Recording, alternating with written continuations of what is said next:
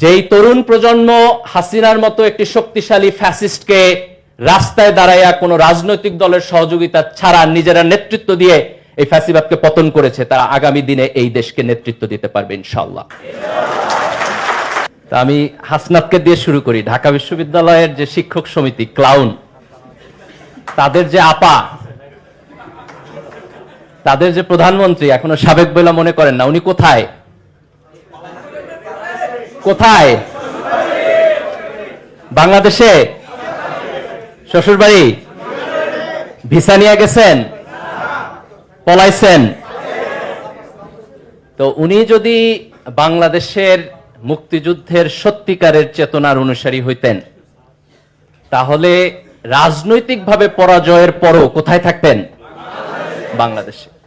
আজকে ওনার যে বাংলাদেশে থাকার মতো নৈতিক সাহস হইল না, এর মানে হইল এই যে গত 15 বছরের ফ্যাসিবাদী শাসন, এটি মূলত আমাদের দেশে ভারতীয় আধিপত্যবাদ ছিল। আজকে সবাইকে বিজয় দিবসের শুভেচ্ছা। ভারতীয় আধিপত্যবাদ মুক্ত, শোষণ মুক্ত, স্বাধীন বাংলাদেশে। কার বিজয় দিবস? বাংলাদেশের না ভারতের? মুক্তিযুদ্ধ কারা করছে, আমরা না ভারত? 24-এর বিপ্লব কি আমেরিকা করে দিয়ে গেছে না আমাদের তরুণ প্রজন্ম করছে? 24-এর বিপ্লব আমাদের তরুণ প্রজন্ম করেছে।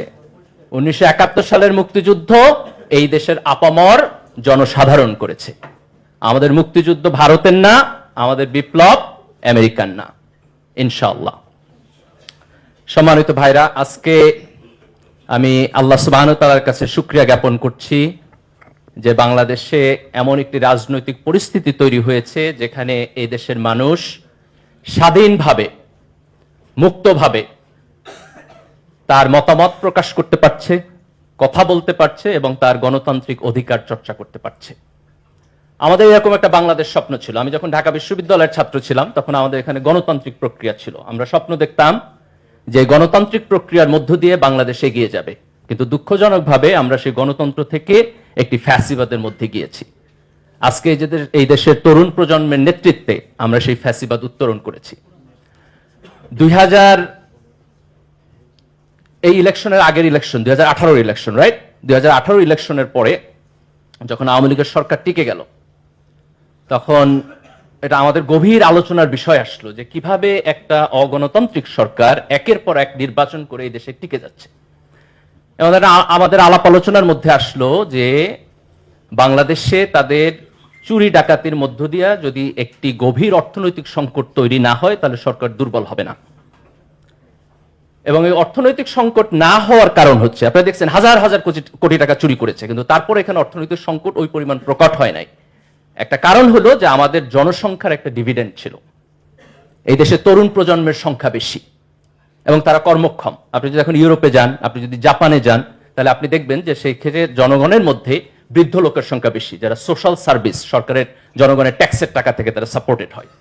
কিন্তু আমাদের দেশে একটা তরুণ প্রজন্ম বেশি ছিল। তো এটা আমাদের একসময় হতাশার কারণ ছিল, কিন্তু আলহামদুলিল্লাহ সেই তরুণ প্রজন্মের হাতেই এই ফ্যাসিবাদের পতন হয়েছে। আমার কাছে একসময় মনে হতো যে ছাত্রদের কাজ রাজনীতি করা না, ছাত্ররা পড়াশোনা করবে। রাস্তায় গিয়ে তারা যে আন্দোলন করে, সংগ্রাম করে, এটা হচ্ছে আমাদের রাজনৈতিক ব্যবস্থা সঠিকভাবে কাজ করে না বলে। কিন্তু সাম্প্রতিক সময়ে দুইটা বড় ঘটনা ঘটছে এবং যে কারণে আমি আমার পজিশন রিথিঙ্ক করতেছি। একটা ঘটনা হলো, আপনারা খেয়াল করেছেন যে ফিলিস্তিনে যে আগ্রাসন, যে অন্যায়, তার বিপরীতে আমেরিকার বিভিন্ন বিশ্ববিদ্যালয়ে তরুণ ছাত্ররা যে প্রতিবাদ করেছে, পুরো আমেরিকার জনগোষ্ঠীর মধ্যে লিবারেল বলেন, কনজারভেটিভ বলেন, কোন রাজনীতিবিদদের এই নৈতিক সাহস হয় নাই সেটা প্রতিবাদ করার। এই তারুণ্য প্রতিবাদ করেছে। তারা সবাই মুসলমান না, কিন্তু তারা সবাই তরুণ ছিলেন।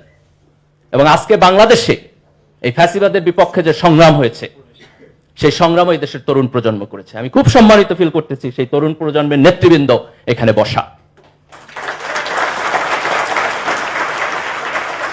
এটা আমার প্রিভিলেজ এবং অনার। এবং আমি দৃঢ়ভাবে বিশ্বাস করি যে 47-এর পরে আমাদের 71 হয়েছে, 71 পরে আমাদের 24 হয়েছে। 24-এর পরে আর একটা গল্প আমাদের লিখতে হবে না ইনশাআল্লাহ। এই তরুণ প্রজন্ম বাংলাদেশের ভবিষ্যৎ। আমরা একটু ইতিহাস থেকে শুরু করি। বাংলায় মুসলমানদের একটা লম্বা সময়ের শাসন ছিল, 600-650 বছরের মতো। ইখতিয়ার উদ্দিন মোহাম্মদ বখতিয়ার খিলজি এখানে আসছেন, সেটি ছিল প্রথম রাজনৈতিক বিজয় যার মধ্য দিয়ে মুসলমানদের শাসন হয়েছে। এই লম্বা শাসনের সময়ে এখানে সাম্প্রদায়িক সম্প্রীতি ছিল। সুলতানদের শাসনামল ছিল যেখানে বড় বড় পজিশনে নন মুসলিমরা ছিলেন, সরকারের উজির ছিলেন, সেনাবাহিনীর প্রধান ছিলেন। হিন্দু মুসলমানদের দ্বন্দ্ব এটা তখন কোনো নৌন ফেনোমেনা ছিল না।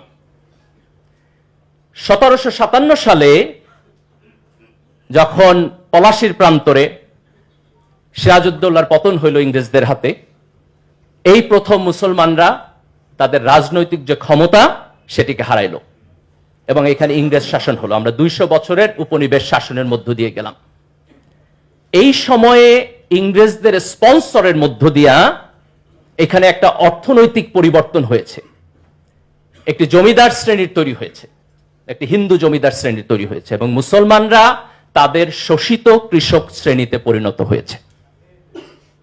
দ্বিতীয় বিশ্বযুদ্ধের পরে যখন ইংরেজরা দুর্বল হইল এবং সারা দুনিয়া থেকে তাদের উপনিবেশ তারা গুটিয়ে নিল, আমাদের ভারতীয় উপমহাদেশেও আমাদের সংগ্রামের লম্বা ইতিহাস আছে। মুসলমানদেরও সংগ্রামের ইতিহাস আছে, কংগ্রেসেরও সংগ্রামের ইতিহাস আছে, হিন্দুদেরও সংগ্রামের ইতিহাস আছে। 1947 সালে আমরা পাকিস্তান রাষ্ট্র পেলাম, এটা আমাদের প্রথম আজাদি। 1757 সালে পতনের পরে আমাদের প্রথম মুক্তি হইল পাকিস্তান। কিন্তু দুঃখজনক হলো যে পাকিস্তান রাষ্ট্রের মধ্যে আমরা ইনসাফ পাই নাই। পাকিস্তানের মুসলমানদের মধ্যে সম্ভ্রান্ত এবং গরিব এই দুই মুসলমানের পার্থক্য হলো। আপনারা এখনো বিভিন্ন বই যদি পড়েন আগের, দেখবেন যে লেখকের নামের পরিচিতিতে লেখা যে অত্যন্ত সম্ভ্রান্ত মুসলিম পরিবারে ওনার জন্ম হয়েছে। তো অসম্ভ্রান্ত কে ভাই? সম্ভ্রান্তের সংজ্ঞা কি? অসম্ভ্রান্ত কে? পশ্চিম পাকিস্তান যারা শাসন করছে তারা মনে করত যে পূর্ব পাকিস্তানের মুসলমান যারা চাষা ভুষা, যারা কৃষক, এই কৃষকের সন্তানরা যথেষ্ট পরিমাণ এলিট না।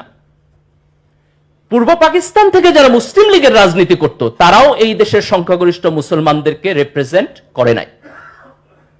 আমাদের ধর্ম এক, কিন্তু অর্থনৈতিক ক্লাসের পার্থক্যের কারণে আমরা সেখানে ইনসাফ পাই নাই।